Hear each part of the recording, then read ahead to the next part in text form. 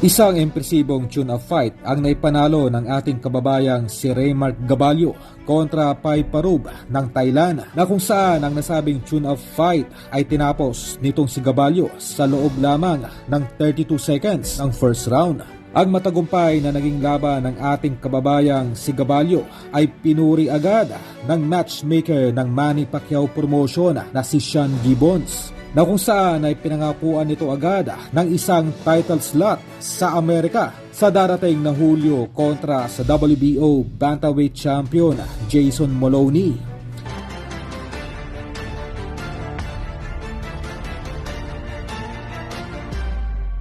Sa kaugnay pa rin na balita ay kumakalat ngayon ang naging sparring nitong si Raymark Gabalio kontra sa dalawang boxing superstars ngayon ng Asia na si Naoya Inoue at John Riel Casimero, na kung saan ay bumagsak nga po ito sa naging unang sparring nito noon kay Inoue.